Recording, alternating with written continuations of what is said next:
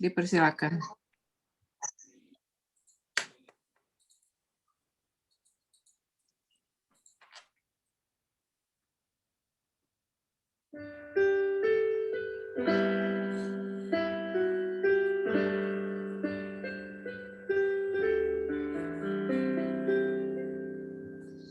This is my journey, like Israel of old.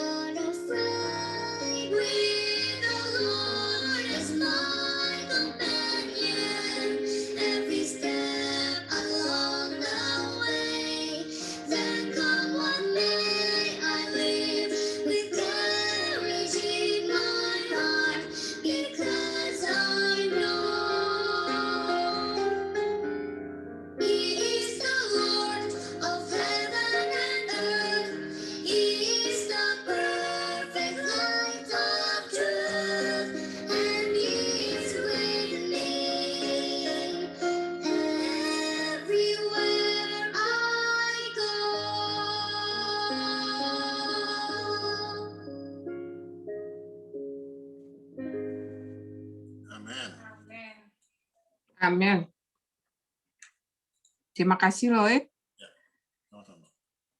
Malam ini pembicara kita adalah Pastor Wilson Tondak. Dipersilakan, Pastor Wilson, sekaligus memperkenalkan diri dan keluarga.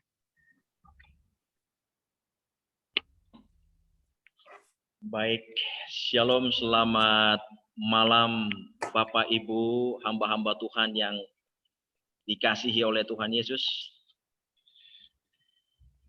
Kita bersyukur oleh karena Tuhan masih memberikan waktu dan kesempatan kepada kita untuk kita boleh bersama-sama di waktu ini, di jam ini, mendengarkan sedikit firman Tuhan.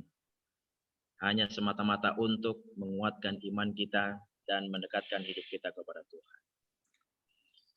Terima kasih juga yang pertama sekali kepada Bapak Simorangkir yang sudah menghubungi saya untuk mengundang sebagai pembicara di malam hari ini yang terberkati ini di gereja Tuhan dan umat-umat Tuhan yang sangat diberkati oleh Tuhan.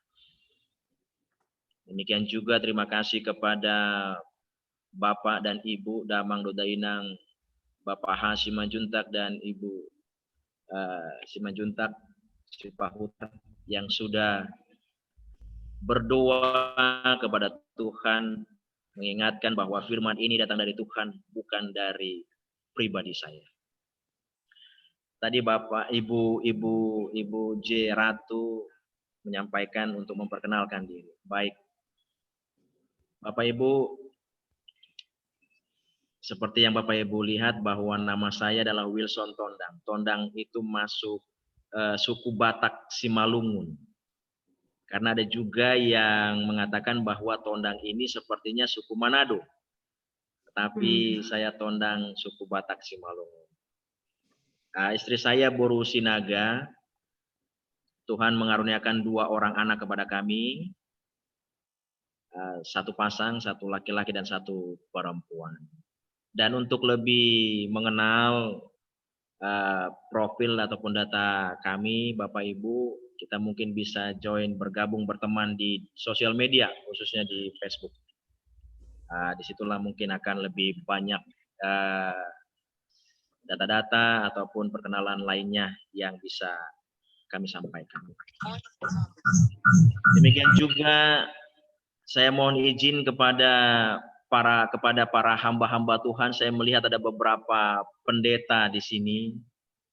Saya mohon izin Bapak-bapak pendeta, oleh karena saya termasuk masih pendeta junior, karena saya masih pendeta muda. Sedikit sejarah pendidikan saya dan kehidupan saya. Sesungguhnya saya sudah masuk di kampus SLA PTSN tahun 2000. Tetapi saya tamat tahun 2013. Bukan berarti saya MA ya, mahasiswa abadi, bukan. Tetapi karena banyak sekali ya bukan tantangan tetapi ujian yang harus saya jalankan. Tahun 2002 saya keluar dalam arti saya cuti. Lalu saya mengajar di kampung halaman saya di Lumban Gambiri, Sumbul. Selama 8 tahun. Dari tahun 2002 sampai dengan tahun 2010. Dan Tuhan memang benar-benar memanggil saya karena dari kecil memang Bapak Ibu cita-cita saya menjadi seorang pendeta.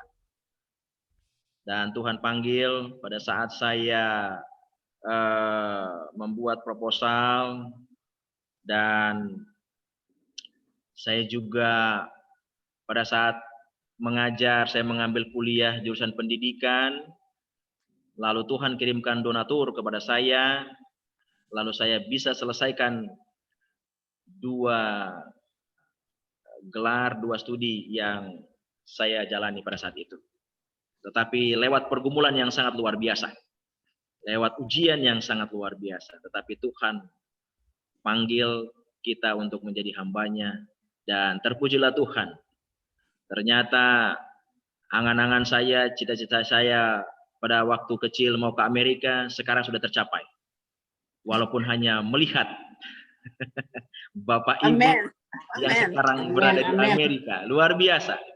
Rumah-rumahnya Amin. cantik-cantik, seperti yang di televisi itu. Luar biasa. Terima kasih, terpujilah Tuhan. Ini semua oleh karena berkat Tuhan. Jadi saya mohon izin kepada para hamba-hamba Tuhan, para pendeta, para senior saya, ya, saya membawakan firman Tuhan pada malam hari ini. Dan Bapak Ibu, saya tipikal pendeta yang tidak suka berbicara panjang lebar. Karena bagi saya, panjang kali lebar sama dengan tertidur. Jadi sebelum kita tertidur, saya akan selesaikan firman Tuhan ini dalam tempo yang sesingkat-singkatnya. Bapak Ibu yang dikasihi oleh Tuhan, firman Tuhan yang mau saya sampaikan, yang mau kita bagikan di malam hari ini, saya mengambil dari sejarah peristiwa di dalam Matius pasal 8 ayat 23 sampai dengan 27. Inilah perikop yang mau kita pelajari pada malam hari ini. Tetapi sebelumnya, sebelum kita mengupas firman Tuhan ini, ada baiknya kita lebih dahulu berdoa. Kita berdoa Bapak Ibu. Bapa di surga, terima kasih Tuhan untuk tuntunan penyertaan sekaligus kasih karunia Tuhan yang masih kami rasakan hingga malam hari ini. Pada saat kami akan mendengarkan sabda-Mu, biarlah Roh Kudus-Mu menaungi hati dan pikiran kami, sehingga kami boleh mengerti, memahami maksud Tuhan dalam hidup kami, agar kami boleh lebih layak, lebih dekat, dan lebih memastikan kehidupan kami kepada Tuhan. Biarlah Engkau akan menyertai perbaktian kami pada saat ini. Demikian juga seluruh umat-umat Tuhan yang terberkati, jemaat Ciasdak malam hari ini. Kiranya penyertaan berkat dari surga menjadi bahagian hamba-hamba Tuhan. Terima kasih Bapa, Engkau sudah sempurnakan doa kami. Dan terima kasih Tuhan, Engkau sudah ampuni kami dari dosa kami sepanjang ibadah ini, agar kami layak di hadapan Tuhan. Kami berdoa dalam nama Tuhan dan Juru Selamat kami. Amin. Amin. Bapak Ibu yang terberkati, yang dikasihi oleh Tuhan, yang menjadi judul perikop di dalam kitab Injil Matius pasal 8 ayat 23 sampai dengan 27 adalah angin ribut diredakan. Yang menjadi pertanyaan pertama adalah, kapankah peristiwa ini terjadi? Saya mau sampaikan, mungkin Bapak Ibu sudah sering mendengarkan ini, dan bahkan mungkin hamba-hamba Tuhan sudah pernah menyampaikan ini. Tetapi saya mau mengangkat ini kembali dari sudut pandang yang sederhana, supaya kita boleh mengambil apa yang menjadi aplikasi kesimpulan dan ajakan kepada kita di malam hari ini. Kapankah peristiwa ini terjadi?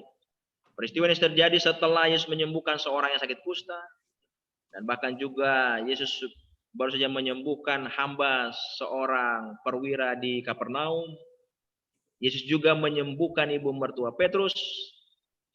Dan Yesus juga memberikan pelajaran bagaimanakah hal mengikuti Yesus. Dan waktunya kapan sesungguhnya peristiwa ini terjadi? Dalam Markus 4 ayat 35, firman Tuhan mengatakan pada hari itu, waktu hari sudah petang, Yesus berkata kepada mereka, marilah kita bertolak ke seberang. Berarti peristiwa ini terjadi pada saat waktu sudah petang. Petang hari di sini berarti menuju sore ke malam. Yesus bertolak bersama dengan murid-muridnya ke seberang. Dan di manakah, pertanyaan kedua, di manakah peristiwa ini terjadi? Peristiwa ini terjadi di Danau Galilea, Bapak Ibu.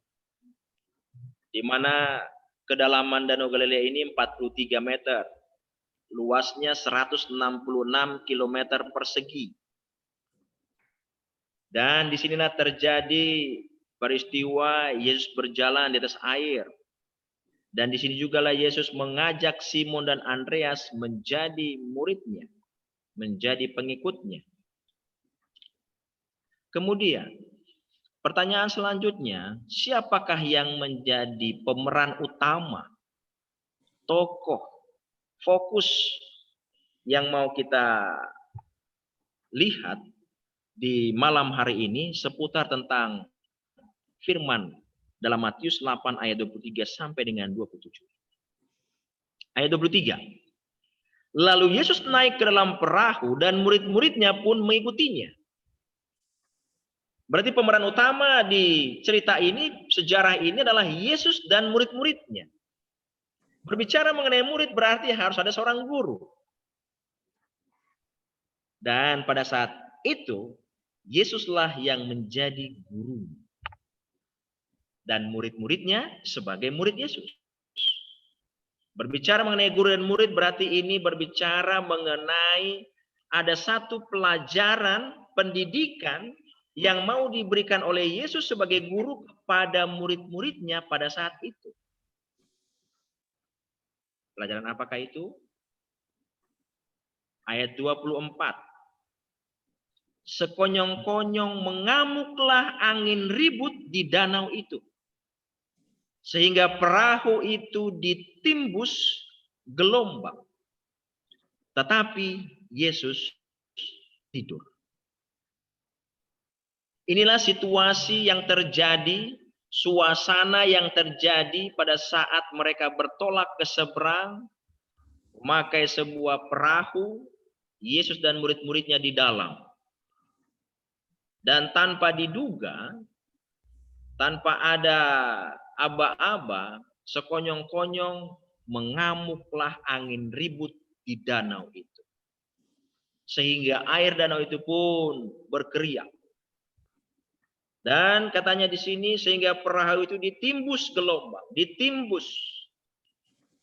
Kamus Besar Bahasa Indonesia mengatakan bahwa timbus itu seperti berlubang. Jadi air itu masuk ke dalam perahu itu. Oleh karena kencangnya angin yang menghantam air maupun perahu mereka. Dan pada saat itu Yesus tidur. Mengapa Yesus tidur? Karena dia sudah lelah, sudah capek pada saat itu. Lalu kemudian apa yang terjadi? Setelah angin ini datang, ayat 25. Maka datanglah murid-muridnya membangunkan dia. Yesus katanya, Tuhan, tolonglah, kita binasa. Pada saat angin ribut ini datang, air sudah menimbus dan masuk ke dalam perahu, dan Yesus tidur, dan tinggal murid-muridnya. Dan murid-muridnya berteriak, membangunkan Yesus. Mereka berkata, Tuhan, tolonglah, bangun, kita binasa. Bapak Ibu yang dikasihi oleh Tuhan. Inilah peristiwa yang terjadi pada saat itu murid-muridnya merasakan kecemasan, ketakutan, khawatir, dan takut mati. Sehingga mereka membangunkan Yesus. Mereka lupa. Sesungguhnya Yesus adalah guru mereka. Sesungguhnya Yesus sudah berjalan bersama-sama setiap hari dengan mereka. Apakah Yesus melupakan mereka? Apakah Yesus tidak membantu mereka? Apakah Yesus tidak menolong mereka? Bapak Ibu yang dikasihi oleh Tuhan. Setelah murid-murid ini membangunkan Yesus, apakah reaksi dan respon Yesus kepada mereka? Ayat 26.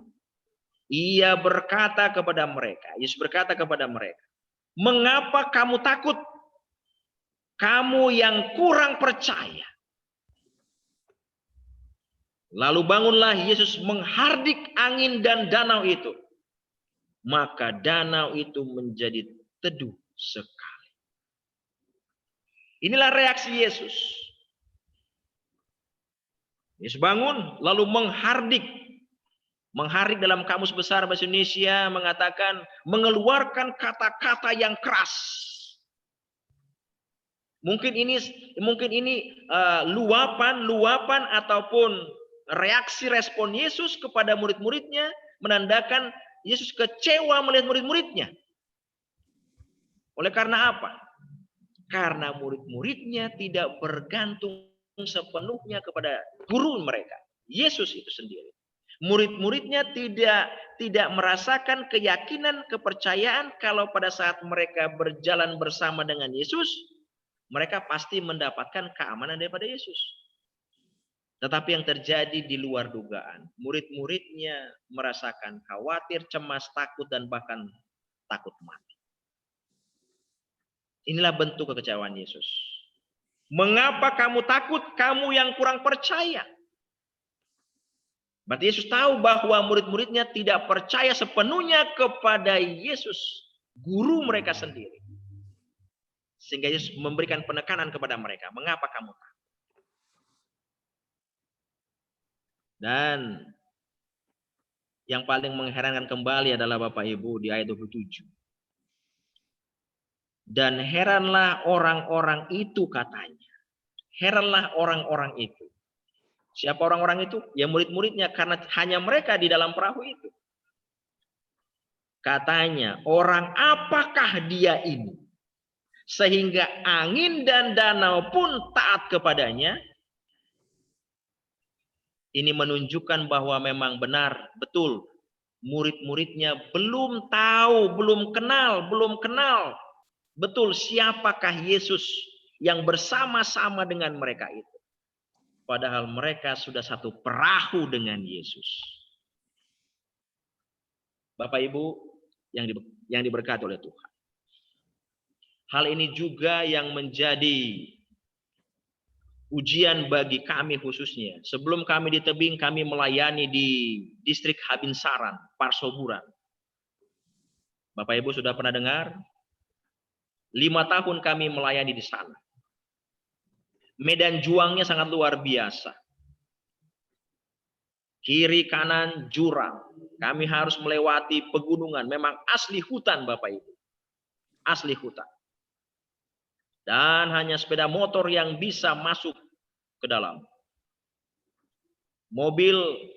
Hanya mobil yang bergardang 2 yang bisa masuk ke kampung-kampung di distrik ini. Tapi kami tetap enjoy. Kami nikmati apa yang menjadi pelayanan kami. Karena Bapak Ibu, salah sedikit, Dison Maradian. Rest in peace. Ya.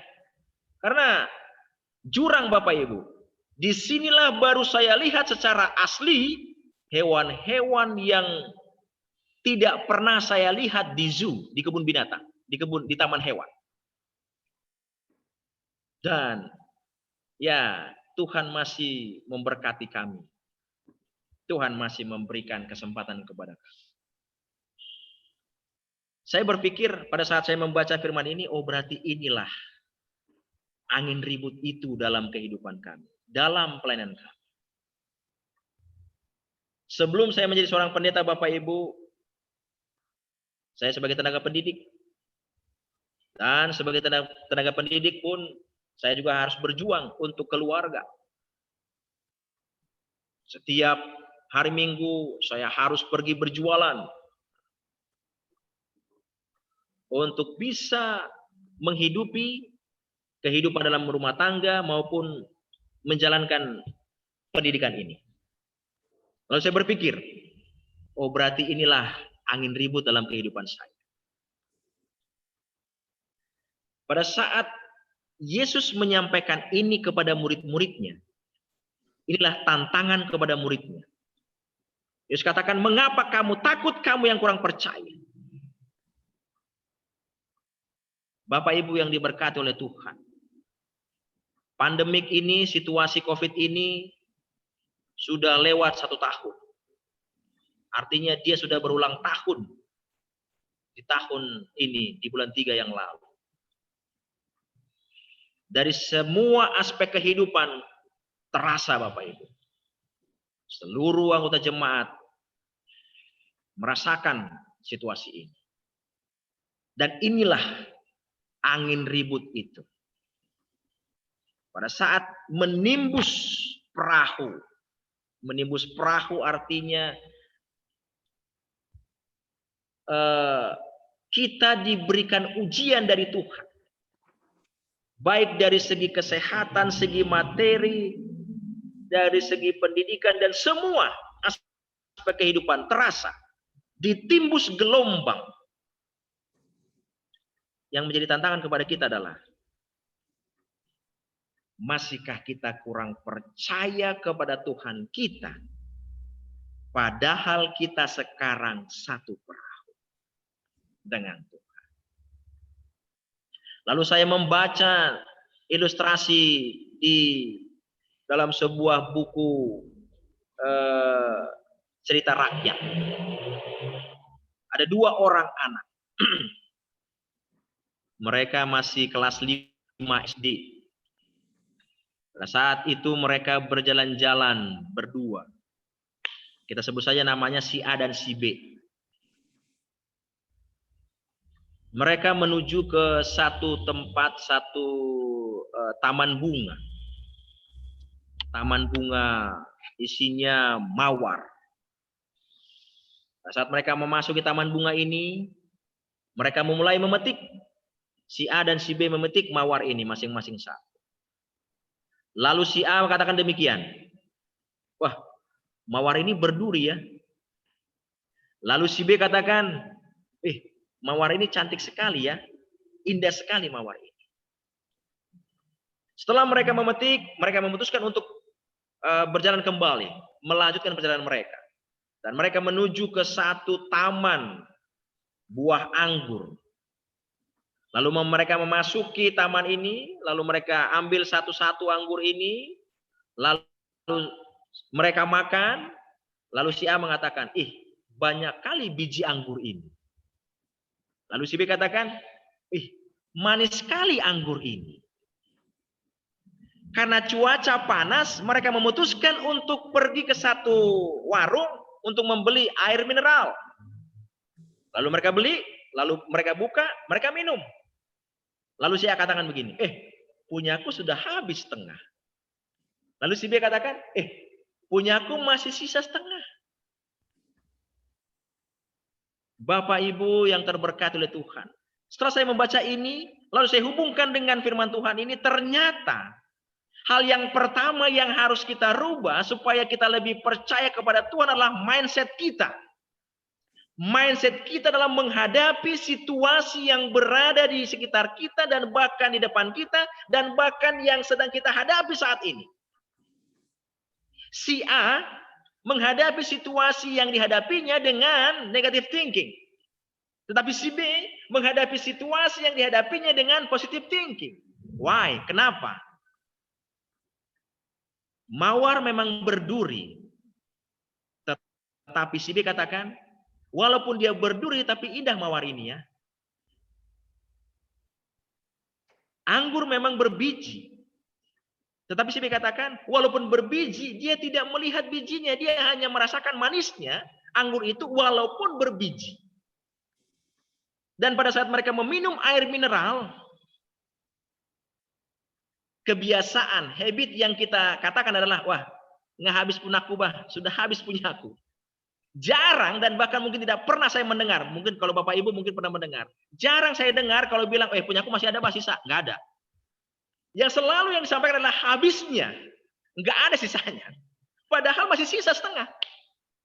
Tapi yang kita sampaikan adalah, yang kita katakan adalah, sudah habis punyaku setengah bah katanya. Bapak Ibu, seharusnya murid-murid ini harus mengubah mindset mereka, pola pikir mereka, hati mereka.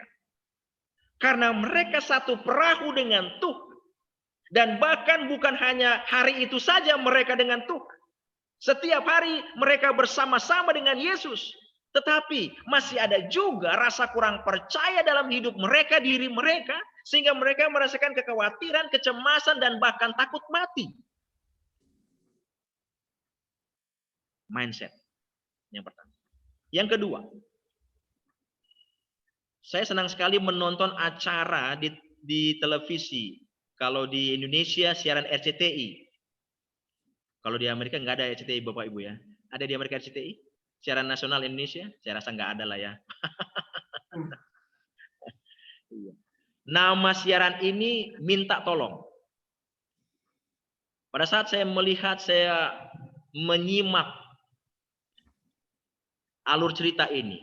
Ada seorang anak kecil yang dibuat sebagai alat peraga dari tim Minta Tolong acara televisi ini, di mana dia berpura-pura untuk membeli obat ke apotik karena orang tuanya sakit.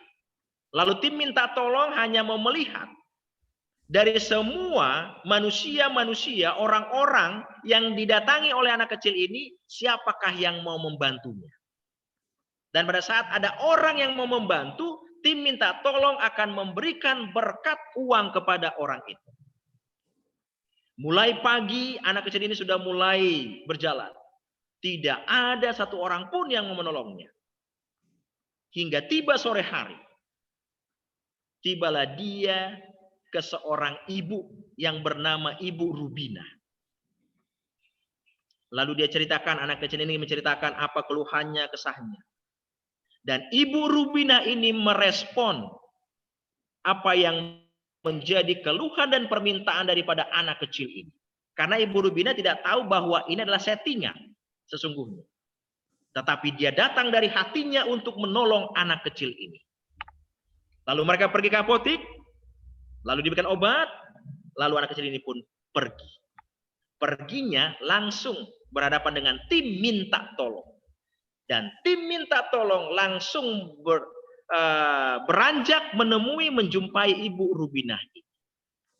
Lalu ceritakanlah alur cerita ini, ternyata Ibu Rubina mendapat bantuan dari tim Minta Tolong.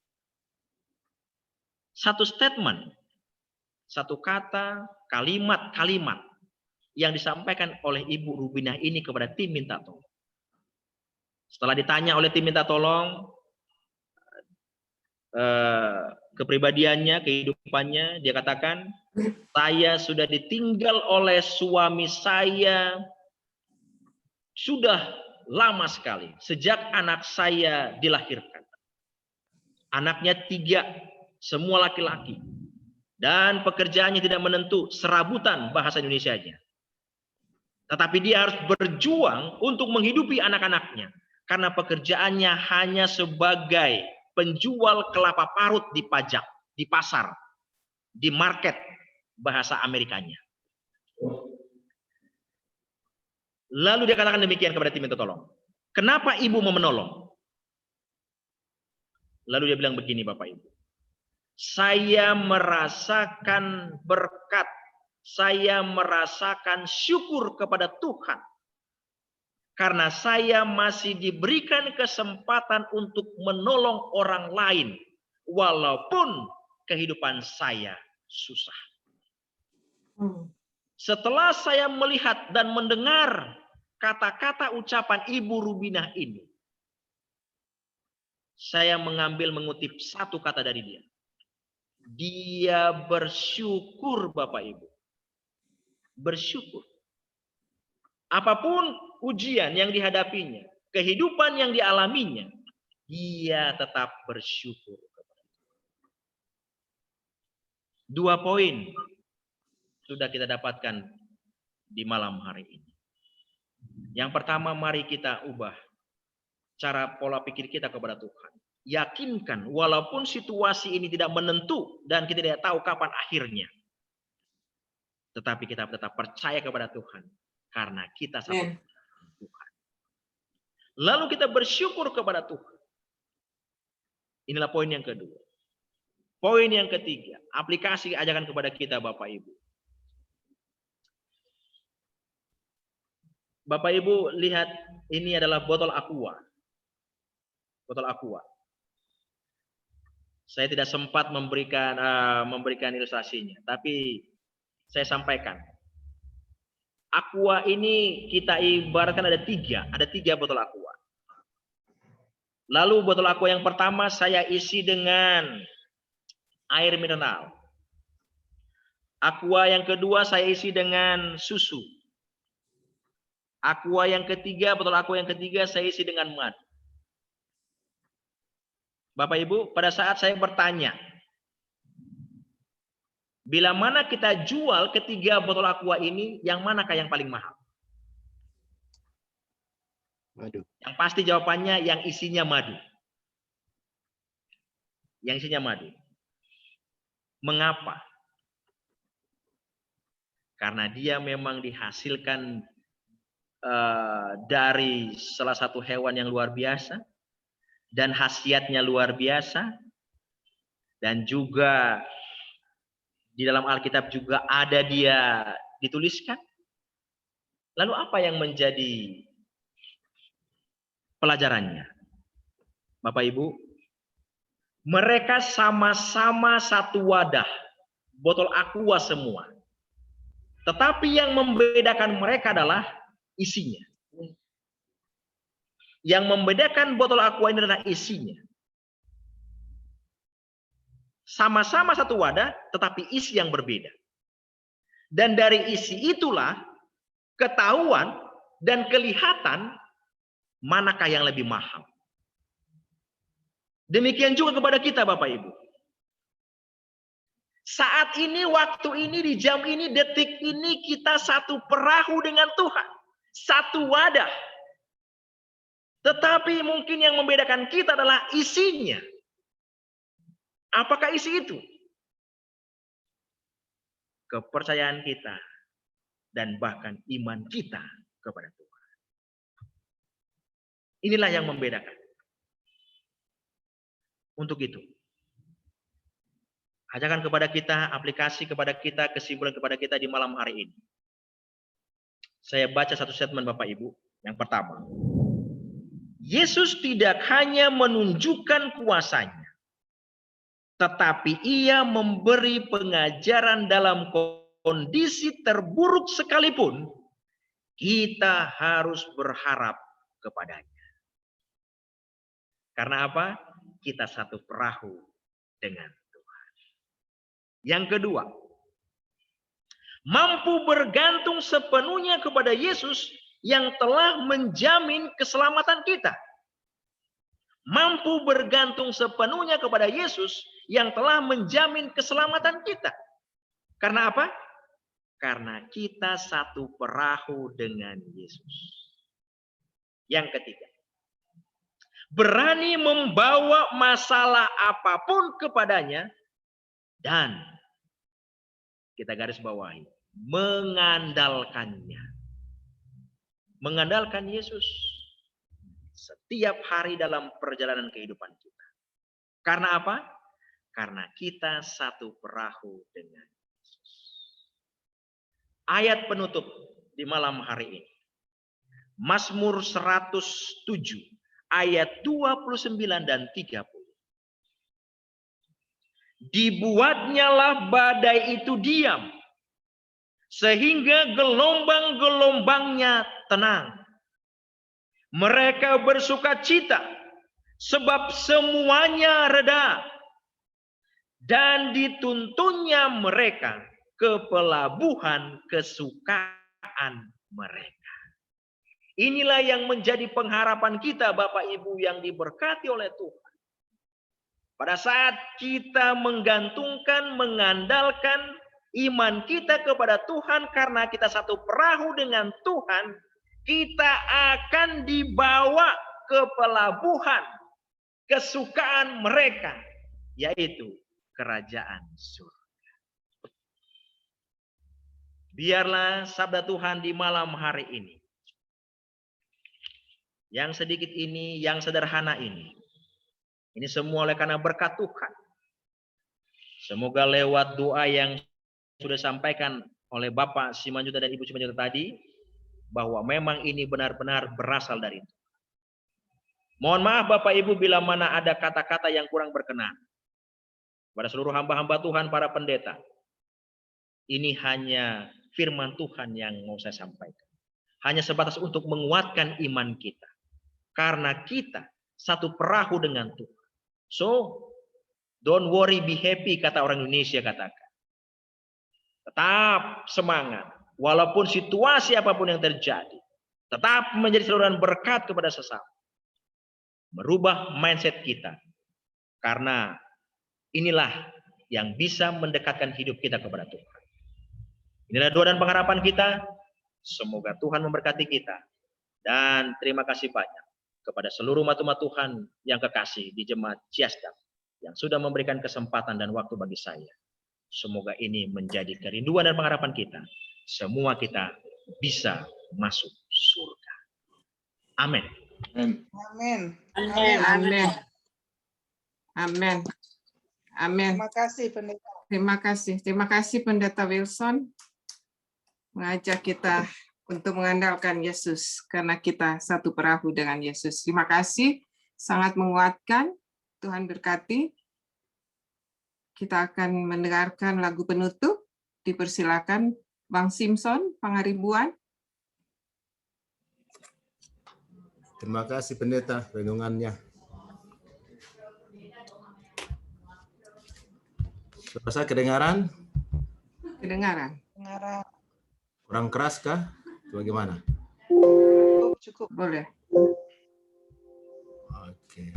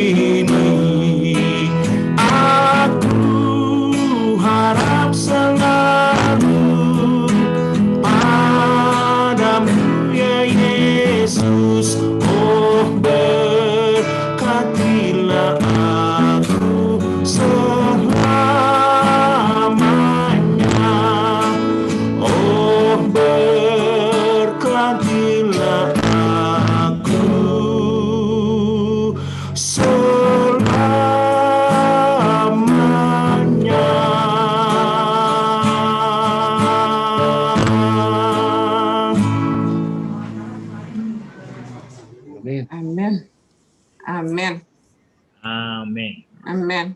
Terima kasih Bang Simpson yang sudah membawakan lagu yang sangat menguatkan kita.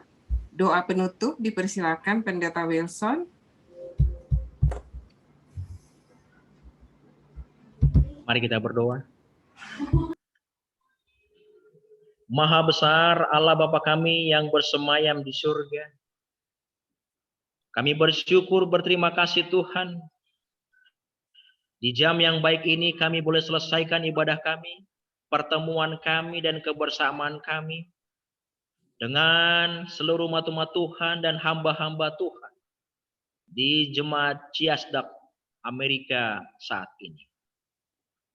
Bapa di surga, kami juga berterima kasih untuk sabda Tuhan yang baru saja kami dengar.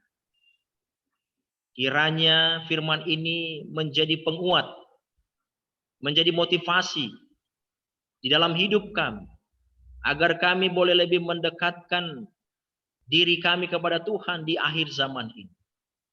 Agar kami memiliki iman dan kepercayaan yang teguh kepada Tuhan. Karena kami satu perahu dengan Tuhan. Kami boleh mengandalkan Tuhan dalam hidup kami. Apapun yang terjadi, situasi apapun yang kami hadapi, ujian apapun yang kami hadapi saat ini, kiranya itu hanya semata-mata untuk menguatkan dan mengasah kerohanian kami lebih dekat kepada Tuhan. Oh Bapa di surga, terima kasih juga untuk semua hamba-hamba Tuhan. Keluarga lepas keluarga, 28 yang hadir lewat virtual Zoom ini. Kiranya Tuhan Engkau akan memberkati dan hadir di rumah kami masing-masing. Malaikatmu akan naik turun bersama-sama dengan umat-umat Tuhan. Menjagai, memeliharakan, serta menilik. Sekaligus memberkati apa yang menjadi usaha tangan. Memberkati keluarga. Memberkati anak-anak dan memberkati semua cucu-cucu. Yang Tuhan sudah titipkan dan percayakan dalam keluarga umat-umatmu yang terkasih di Jemaat Ciasdak. Oh Bapa di surga, kami juga bersyukur oleh karena lagu pujian yang baru saja kami dengar. Inilah pengharapan kami Tuhan. Pada saat kami berharap kepada Tuhan, janji-Mu akan Kau tepati. Bahwa Engkau akan memberkati kami selama-lamanya. Bapa di surga, sebentar lagi hamba-hamba Tuhan ini akan beristirahat. Kiranya Engkau akan menemani dan menyertai. Sekurangan sesuatu apapun. Dan kami siap untuk menjemput berkat yang Kau sudah siapkan bagi masing-masing kami. Bapa di surga, terima kasih untuk Tuhan sudah sendengkan telingamu mendengar seruan kami malam hari ini. Dan terima kasih juga Tuhan Kau sudah mengampuni kami dari dosa dan pelanggaran kami. Dan terima kasih Bapa, Engkau akan sempurnakan doa kami ini. Karena kami berdoa dalam nama Tuhan dan Juru Selamat kami. Amin.